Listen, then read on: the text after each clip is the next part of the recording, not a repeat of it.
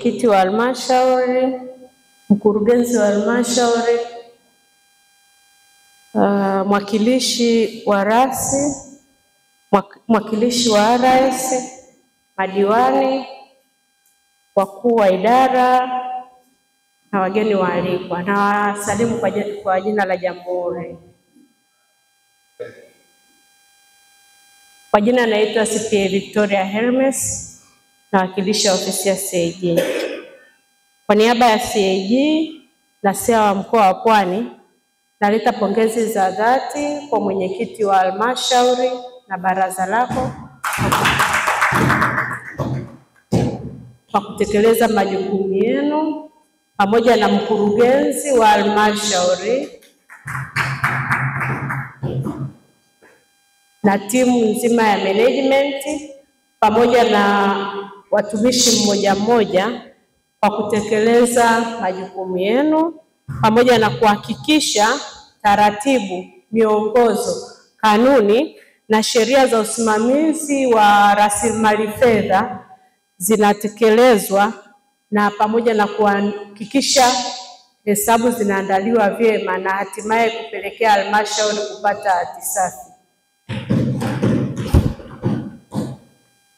Tunaendelea kushauri halmashauri iendelee kutekeleza ushauri ambao wakaguzi tumetoa kwa hoja zilizosalia ili kuweza kuendelea kuzijibu.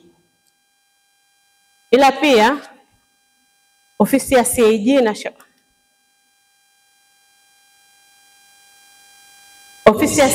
pia inaendelea kushauri kuhakikisha halmashauri inaongeza udhibiti wa ndani katika kila maeneo ili kuhakikisha hoja hazijirudii kwenye ukaguzi utakaoendelea.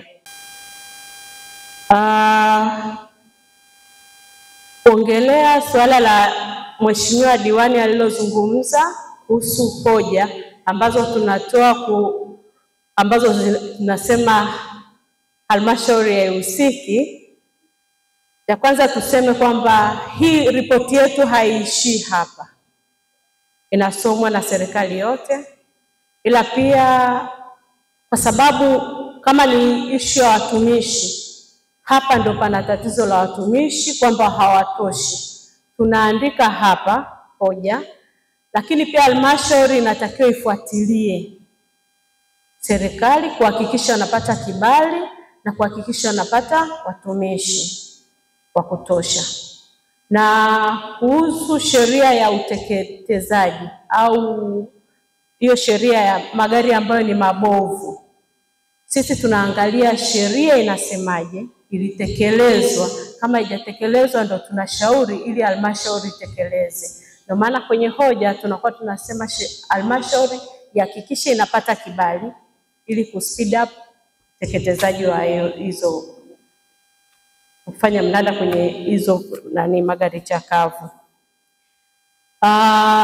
Mwisho tunaendelea kushauri halmashauri iendelee kutoa ushirikiano kwa ofisi ya CAG ili tuweze kuendelea kutekeleza majukumu yetu ya kikatiba ya ukaguzi kwa ajili ya maslahi ya taifa kwa ujumla. Asanteni.